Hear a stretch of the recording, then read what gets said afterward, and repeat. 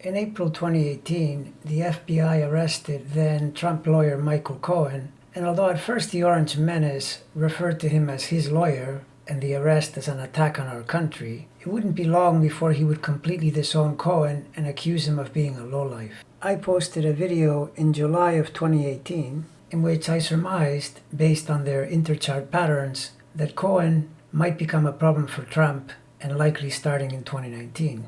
So my sense is, given what I know about this whole situation, I'm going to guess that Michael Cohen, 2019, 2020, even into 2021, he is likely to be a huge problem for Donald Trump.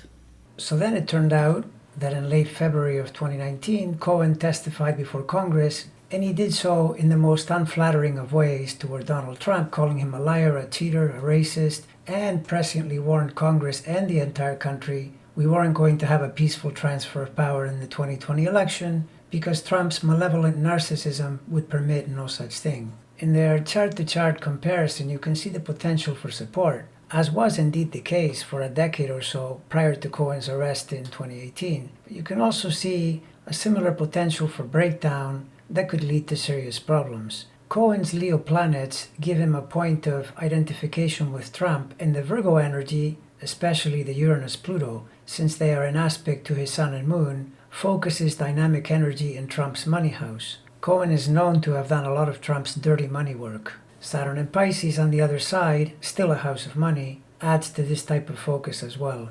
Jupiter on Trump's Saturn-Venus offers a point of support for Trump's criminality, expanding it literally. But all of this works provided the relationship doesn't run into serious trouble the way it did in 2018. It is not known if Trump abandoned Cohen to his legal fate because he didn't care about him or because he just couldn't do anything. But once things got really bad for Michael, he turned on Trump pretty hard, and by 2019, he was in an all-out war against him. From that point on, the Virgo planets, especially the Uranus-Pluto and the Saturn on the other end, were used to reveal Trump's money scams and illegalities, and the 12th house Jupiter contact, instead of shining a light of support, started to just shine a light on something for all to see. You can learn from this that even great benevolent Jupiter isn't enough to guarantee relationship harmony. In fact, Biden has Jupiter in these same degrees, which goes to prove the point even more, since he's never liked Trump one bit. And as the whole thing unraveled between Cohen and Trump, Cohen's Neptune focuses on squaring the Leo planets to attack Trump's personality instead of the trine to the 12th house planets, which would be more supportive.